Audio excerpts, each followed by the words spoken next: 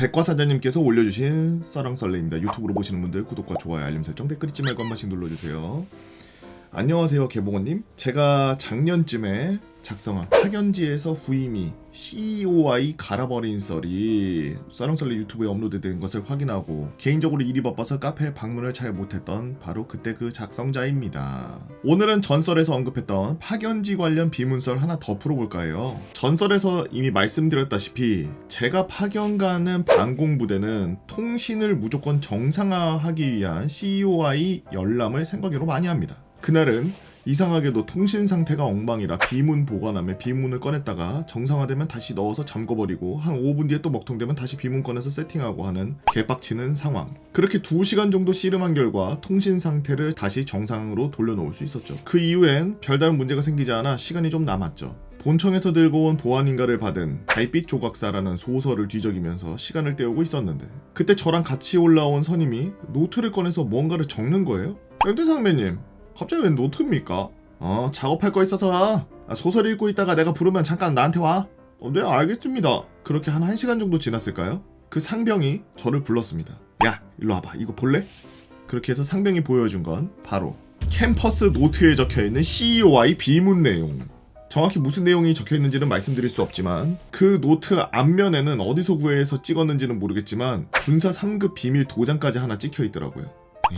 자기가 노트에다가 그 COI 비문 적은 다음에 앞에다가 도장까지 찍어놨어? 다만 그 상병이 적은 거는 비문을 그대로 옮겨 적은 건 아니고 속히 말해서 보기 좋게 손질이 끝난 비문이었습니다. 손질이 끝났다는 게 무슨 뜻인지 잘 모르는 분들을 위해서 설명을 드리자면 일단 비문에 있는 내용을 상황에 따라 계산을 거치고 그 후에 계산된 값을 통해서 상황 조치를 하는 식이에요. 그렇기 때문에 비문을 사용할 땐 옆에 이면지를 두고 계산을 해야 합니다. 그 선임은 비문을 옮겨 적고 각 상황별 계산이 끝난 값을 옆에 적어두는 식으로 비문을 계산을 끝내놓은 거였죠. 대학교에서 비싸게 팔리는 황금족보 노트라고 생각하시면 될 것 같아요. 그걸 본 저는 뭔가 불길한 느낌이 오기 시작했습니다. 사실 노트에 적힌 내용대로 대응하면 중대장이 그렇게 강조하던 즉각 조치가 가능하지만 이건 흔히 말하는 인가되지 않은 또 다른 비문이었고 이면지에 계산한 비문값도 끝나면 즉각 세절하는 마당에 노트에다 작성하고 그걸 뻘뻘뻘뻘 들고 다닌다? 머릿속에서 영창이라는 소리가 들리기 시작했습니다. 최소 영창에 까딱하면 더 무서운 곳까지 갈 수 있겠다라는 생각이 들기 시작했고요. 상병님, 이거 걸리면 개작살나는 거 아닙니까? 야, 안 걸려. 야, 형 걱정 마. 형이 짬이 있는데 임마. 겁에 질린 저를 안심시키는 상병. 그래도 불안한 마음을 떨칠 수가 없었습니다. 그렇게 3일 뒤 사고가 터지는데 방공중대 행정반에 저희 통신실로 전화가 하나 옵니다. 통신모한 냉장본대 통신실입니다. 나 땡땡땡인데 지금 형네 부대 중대장이랑 대대장 위병소 통과했다는데?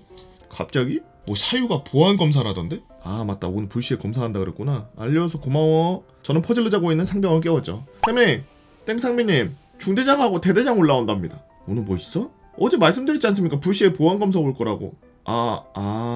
오케이. 저희는 어질러진 통신실을 정리하고 중대장과 대대장을 맞이할 준비를 했죠. 그렇게 두 분이 오셨고 말이 보안검사지 그냥 저희 농땡이 치는지 안 치는지 보러 온 것이었죠.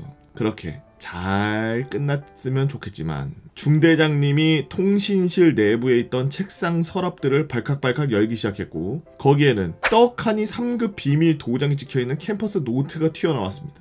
노트와 안의 내용을 본 중대장님께서는 개극 대노하셨고 대대장님께서는 그 노트가 뭔가? 라고 물어보셨고 저희는 나름 변명이라고 말씀드렸지만 택도 없는 상황.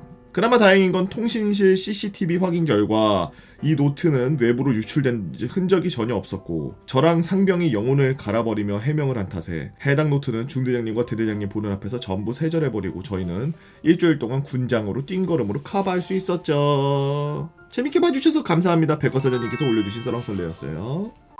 군대에 가기 전에 이제 이런 것들 궁금하신 분들 많을 거예요. 군대 아직 안 갔는데 군대에서 뭐가 그렇게 힘들다 그러지 그냥 집에서 떠나가지고 그냥 밖에 나와서 떨렁 있으니까 아니면은 뭐 어디 뭐 이상한데 산골짜기에 가서 있으니까 그런 게 불편하고 힘들지? 라고 생각하실 텐데 전혀 아니고요. 군대 가면은 정신이 1도 없습니다. 첫째, 외울 게 개 많아요. 부대 내에 있는 그 선임들 만약에 수십 수백 명이다. 이름하고 군번까지는 모르더라도 누가 누구보다 높은지는 알아야 됩니다. 제가 3월이고 제가 5월이고 제가 6월이고 이런 건 알아야 돼요.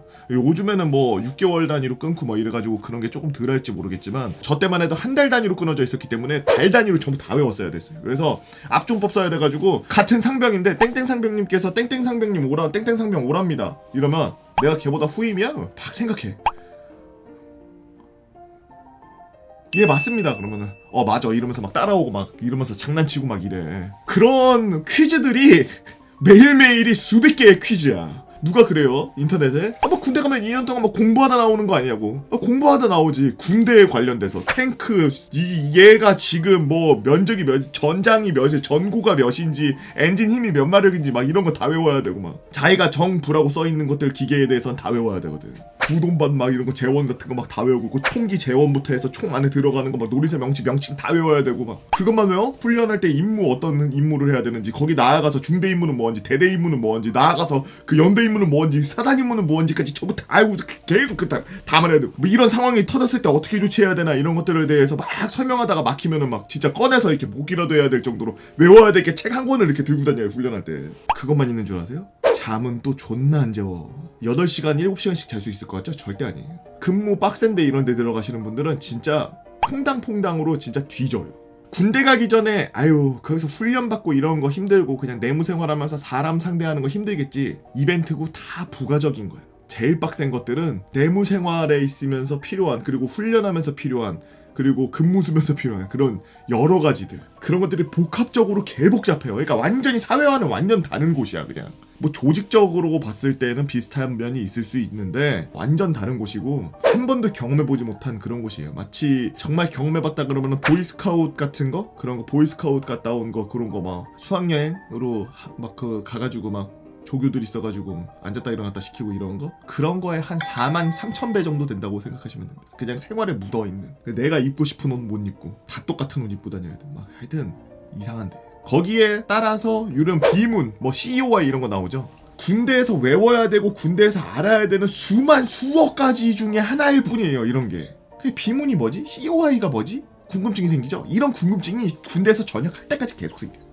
비문이라는 건 그냥 이렇게 책자 같은 건데 거기에 암호같이 막 뭐 여러 가지 글자가 써있고 혹시 어렸을 때 그 디스켓에랑 암호 집어넣어가지고 쓰는 그 디스켓 써보신 분들 있나 모르겠는데 게임 스타트할 때 그 암호 표가 있어야지 뭐 F에 4에 F열 해가지고 찾아서 숫자 2개 집어넣고 뭐 2에 30열 막 해가지고 막 찾아서 집어넣고 그래가지고 디스켓 그 부팅하고 막 이랬던 게임들 저는 옛날에 삼국지 뭐 연인가 그걸 그렇게 플레이했던 걸로 기억하는데 옛날에는 게임이 그렇게 해서 플레이할 수 있었는데 그런 거랑 비슷한 거라고 보는데 이런 거 설명해봐야 그때 그런 걸 알고 있는 분들 같은 경우에는 군대 다 갔다 왔겠죠. 뭐 아니면은 뭐 공익이라서 모르시던지 아니면은 뭐 다른 데 갔다 오셔서 모르시던지 군대 갔다 온 사람들은 다 할 테니까 이거는 비교 대상이 안 되겠거든. 뭘로 비교해야 되나? 여러분들 OTP 카드 있죠? 은행 가면은 OTP 카드 이렇게 눌러서 앞에 그 액정 있고 뭐 이렇게 나오는 거 그거 말고 그 뒤에 보면 이렇게 표가 이렇게 있어가지고 OTP 카드 쭉 이렇게 해서 내가 그 찾아가지고 숫자 넣어야 되잖아요. 또 은행 그 할 때 그거랑 비슷한데 그거보다 조금 더 디테일해진 거라고 보시면 됩니다. 뭐 알파 탱고 막 이런 거 써있고 막 그런 거예요.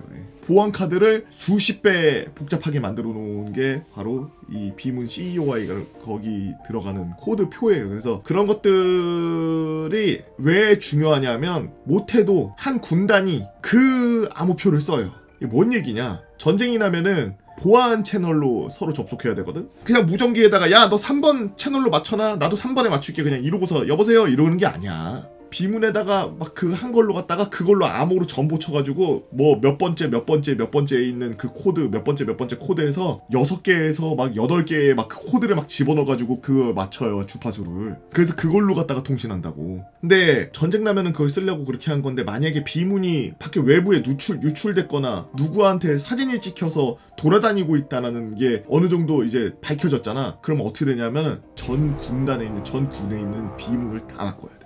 그게 나리샤리야. 어떻게 보면은 재정적으로도 개 손해인 그거 막 엄청 많이 뽑아야 되거든. 여튼 군대에서 항상 보안 그러는데 사실 컴퓨터 암호부터 바꿔야 되지 않나. 요즘은 안 그러죠? 요즘도 그러면은 컴퓨터 오한마로 그냥 부시고 수기로 작성하세요. 여러분들은 어떤 재미난 이야기들이 있나요? 여러분들만 알고 있는 이야기들 네이버 카페 개보고 팬다버 이렇게 팬다버에서 썰랑썰레 게시판에다가 글 남겨주시면 유튜브로 작업해서 업로드하도록 하겠습니다. 유튜브로 보시는 분들 구독과 좋아요, 알림 설정, 댓글 잊지 말고 한 번씩 눌러주시고요. 오늘도 나라 지키기 위해서 고생하는 국군 장병 여러분들 진심으로 감사합니다. 유바.